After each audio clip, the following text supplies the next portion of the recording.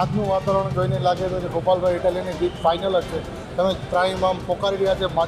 માણસ સાથે ભાજપથી ત્રાહિમામ પોકારી રહી છે. વર્તન સારું છે. ગોપાલભાઈ ગમે તે સમાજ હોય અને ગમે તેની સાથે બંધ બેસી શકે છે. 18 વર્ષના નેતા અને સાથે લઈને ચાલવાવાળા 2 મહિનાથી અહીંયા પ્રવાસ કરે છે. વિસાવદર 87ની જે ચૂંટણી છે એ ચૂંટણીને લઈ અને અત્યારે અહીંયા જે માહોલ છે ખૂબ ગરમ છે, કારણ કે આજે વિસાવદરની ચૂંટણીમાં ગોપાલ ઇટાલિયા જે આમ આદમી પાર્ટીના ઉમેદવાર છે ફોર્મ ભરવા જઈ રહ્યા છે અને એની સાથે જે દિલ્હીના પૂર્વ મુખ્યમંત્રી કેજરીવાલજી અને પંજાબના મુખ્યમંત્રી ભગવંત માનજી અને સાથે દિલ્હીના જ પૂર્વ મુખ્યમંત્રી આતિશીજી.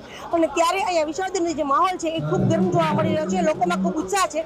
ત્યારે આપણે જાણીએ કે કેવો ઉત્સાહ છે અને લોકો શા માટે અહીં એકઠા થયા છે. અચ્છા, આજે આમ આદમી પાર્ટીનો પ્રચાર અને પ્રસાર બંને કરવા માટે અહીંયા ગોપાલ ઇટાલિયા સાથે અરવિંદ કેજરીવાલ આવી રહ્યા છે. શું કહેશો?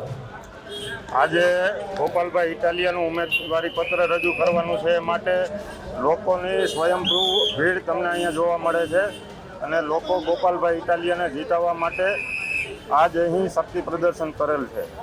અચ્છા કાકા, મને એ કહો કે આજે વિસાવદરની જે ચૂંટણી છે એ ચૂંટણીમાં કોંગ્રેસ અને આમ આદમી પાર્ટી બંનેમાંથી પક્ષ પલટો કરી અને હર્ષદ ત્રિપાઠી અને ભૂપત ભાયાણી છે એ બીજેપીમાં જતા રહ્યા છે. હવે વિસાવદરની જનતા શું ઈચ્છે છે? આપ ગોપાલભાઈ ઇટાલિયાને ચૂંટાવવા વિનંતી છે. કહેવાય છે કે ગોપાલ ઇટાલિયા તો આયાતી ઉમેદવાર છે, તો તમને શું લાગે છે? તો અમને પસંદ છે ગોપાલભાઈ ઇટાલિયા આપમાં, અને એ ચૂંટાવે બહુમતીથી. અચ્છા, એક સવાલ એ પણ થાય છે કે વિસાવદરની છેલ્લા 10 વર્ષથી કોઈ સરકાર ના હોવાથી, સત્તા પક્ષની સરકાર ન હોવાથી અહીંયા પ્રશ્નોની ભરમાર છે. લોકો ઈચ્છે છે કે હવે આ પ્રશ્નો હલ થાય. શું લાગે છે કે એને જોઈને લોકો બીજેપીને મત આપશે? અહીં બાજુમાં બગસરા વિધાનસભા આવેલી છે અને પેલી બાજુ છે મેંદરડા. ત્યાં પણ ભાજપના ધારાસભ્યો છે, પણ ત્યાં પણ કોઈ પણ જાતનું કામ થયેલ નથી. ત્યાં પણ રોડ રસ્તાના પ્રશ્નો છે, ગટરના પ્રશ્નો છે. અત્યારે ત્યાં પણ રોડ એકદમ બેકાર હાલતમાં છે. એટલે અમને એવું કાંઈ લાગતું જ નથી અને અહીંથી ગોપાલભાઈ ઇટાલિયાને જંગી બહુમતીથી ચૂંટાવવામાં આવશે. અચ્છા, શું કહેશો? તમને શું લાગે છે આજે ભગવત માનજી પંજાબથી છેક ગુજરાતના પ્રચાર માટે આવ્યા છે? કેવું લાગે છે? આજનું વાતાવરણ જોઈને લાગે તો ગોપાલભાઈ ઇટાલિયાની જીત ફાઇનલ જ છે. તમે ત્રાહિમામ પોકારી રહ્યા છે.